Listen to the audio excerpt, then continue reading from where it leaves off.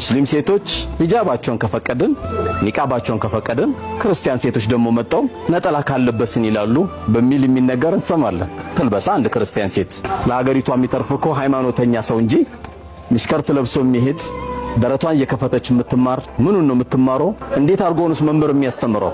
ምን ፈልጋት እቺ ልጅን አይደለም? ማምለጫችን አያዋጣንም። ሂጃብን ኒቃብና ሂጃብን አንተ መተል ትፈለፍለው እንዲህ ነው አይመለከትም። ጣልቃ ገብነት ነው።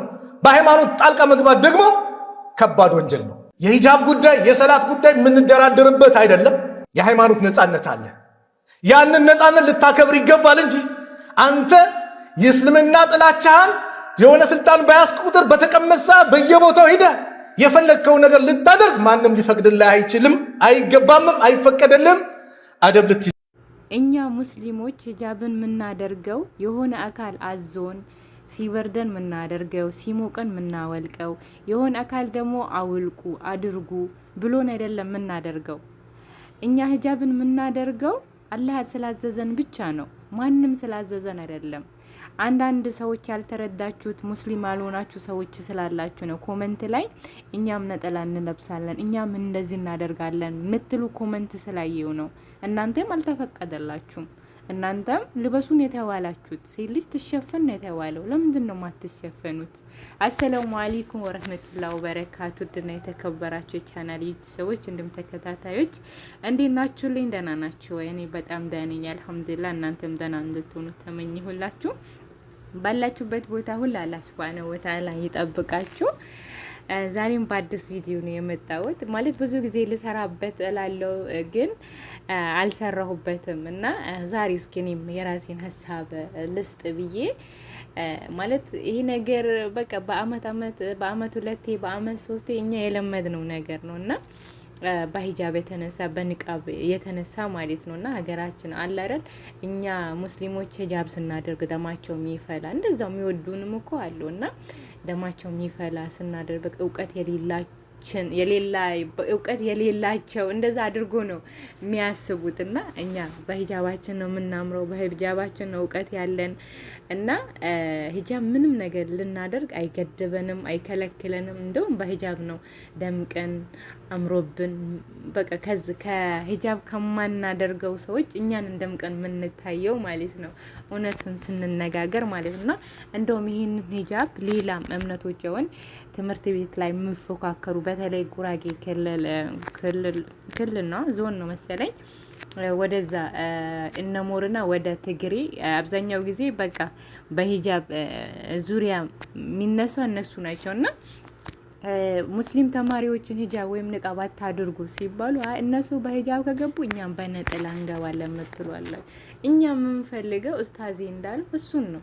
የምር በነጠላ ስትገቡ ነው የሚያምርባችሁ፣ ነጠላ ስለብሱ ነው የሚያምርባችሁ። ሐቂቃ ነው የምላችሁ።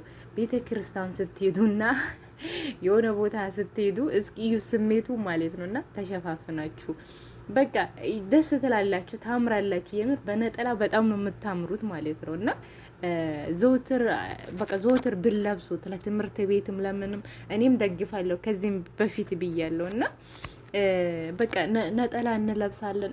አው ፈጣሪያችሁ እኮ አዟችኋል፣ ልበሱ፣ የምር ልበሱት፣ ያምርባችኋል። ደግሞ እኛ ሂጃብ እንደሚያምርብን እናንተም ነጠላ በጣም ነው የሚያምርባችሁ። የምሬን ነው የምላችሁና ይገርመኛል ለምን እንደሆነ አላውቅምና የኛ ሂጃብ እውቀታችን በሂጃባችን ያለ ነው የሚመስላቸውና ሂጃባችን ሸፈነን እንጂ እውቀታችን ሊሸፍነው በፍጹም አይችልምና እናንተ ሞክሩት፣ ነጠላውን ለብሳችሁ ሞክሩት እና ልበሱ።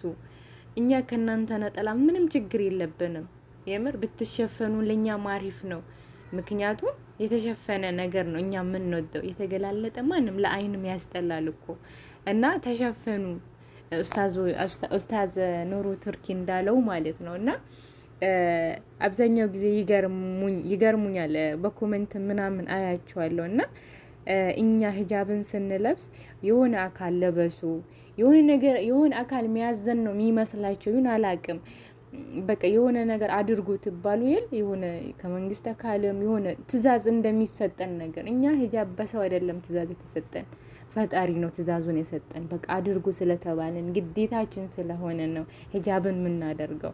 እናንተም ግዴታችሁ ነው፣ ተገላለጡ አልተባላችሁም እና በቃ ተሸፈኑ ስለተባላችሁ እኛ ተግባራዊ ያደረግነው እንጂ የእናንተም ልክ እንደኛ ነው። ተሸፈኑ ነው የተባላችሁት፣ ተግብሩት። በቃ አለቀ። ሌላ ሃይማኖት ለመንካት ምናምን አይደለም። እና የኛ አለባበስ የሚወዱ አሉ፣ የምር ክርስቲያኖች አሉ። ልጃቸው ሱሪ ልለብስ ማትፈቅድ አሉ። በተለይም ወደ ክፍለ ሀገር ምናምን አብዛኛው እንደ ሙስሊም ነው የሚለብሱት። ትንሽ ጸጉራቸው እንኳን ክፍት ቢሆንም አለባበሳቸው በቃ ጉርድ ነው የሚለብሱት፣ ቀሚስ ነው የሚለብሱት ምናምን ነገር እና የክፍለ ሀገር ማለት ነው የክፍለ ሀገር ሙስሊም ያልሆኑ ሰዎች እና አውቃለሁ አንዳንድ ሰዎች እና በቃ ነጠላውን ሞክሩት፣ እዩት እስኪ ምን ያክል ነፃነት እንደሚሰማችሁ ማለት ነው። እና እኛ የሆነ አካል ስላዘዘን የሆነ አካል መጥቶ አውልቁ አድርጉ ስላለን አይደለም እና እምነታችን ስላስገደደን ነው ሂጃቡን የምንለብሰውም ደግሞ ግዴታችን ነው ያላህ ትእዛዝ ነው እንጂ ማንም ስላለን አይደለም። ይሄን በቃ ተገነዘቡት እስኪ በቃ ተረዱን እንዴ። እናንተ ደግሞ ይሄ ፉክራችሁ የምረን ደስ ብሎኛል በጣም ማለት ነው። በቃ በጣም ማለት ነው። አው ልበሱ፣ እኛንም ደስ ይለናል። በቃ በጣም ነው የምታምሩት። በነጠላ ስትሆኑ ቤተክርስቲያን ስትሄዱ ስትመጡ ራሳችሁን እስኪ እዩት። እስኪ ራስ በቃ የሆነ ስክን ብላችሁ ምናምን እኛ ጎረቤት እኮ አሉን ክርስቲያኖች ዘመዶች አሉን እና እናውቃለን እናያለን ያው ሶሻል ሚዲያውንም እና እስኪ ሺፎን ስትለብሱና ሱሪ ስትለብሱ የትኛው ነው ሴት የሚያስመርጥ ስላችሁ? ስለዚህ ሂጃቡ ደግሞ ሞር ደግሞ በቃ ሴት ነው የሚያደርጋችሁና ሞክሩት። ትምህርት ቤትም ሆነ ምንም ሰፈርም ላይ ልክ እኛ እንደ የዞትር ልብሳችን እንደሆነ እኛ ሀጂ ነብይ ለሆነ ሰው አጠቃላይ እኛ ሂጃብ እናሸፈናለን፣ ጸጉራችን አንካፍተም። በቃ ትእዛዛችን ነውና እናንተም ያንን እንድታደርጉ በትህትና እንጠይቃለን። ያው የኡስታዚ ንግግር ተመችቶኝ ነው እና ኡስታዞች ያለ አይጠብቃችሁ፣ ከእናንተ ብዙ ነገር እንማራለን። ማለት ከኛ የምትፎካከሩ ያኔ ሙስሊም ያልሆናችሁ ሰዎች እነሱ ሂጃብ ስላደረጉ እኛ ነጠላ እናደርጋለን ብላችሁ በዛ ዙሪያ ብዙ አውርቷል ኡስታዚ። ቅን የሆኑ ክርስቲያኖች ደግሞ የሰጡት መልስ ቢስሚላ ደስ ሲል፣ ምክንያቱም እምነቱን የተረዱት ማለት ነው የራሳቸውን እምነት የተረዱት ኮሜንት አንብቤያለሁ። አሁንም ይሄንን ቪዲዮ ልሰራ ያደረገኝ አንዳንድ ኮሜንቶች ናቸውና አንዳንዱ ይሸታሉ ብቻ ማይሉ ነገር የለም። ሲጀመር ንጽህና የእምነታችን ግማሽ ጋር ነውና ሙእሚን የሆነ ሰው አይሸት ንጽህና ምን ቢያንስ እንኳን በቀን ስንቴ ነው የምንታጠበው? እና ታውቃላችሁ እናንተ እና አይባልም ሲጀመር የምር አይባልም። ኮሜንት ስላየው ነውና አላህ ይጠብቀን ሁላችንም ከእንደዚህ ነገር እላችኋለሁ። የዛሬ ቪዲዮ ይሄን ይመስል ነበር። ሰላም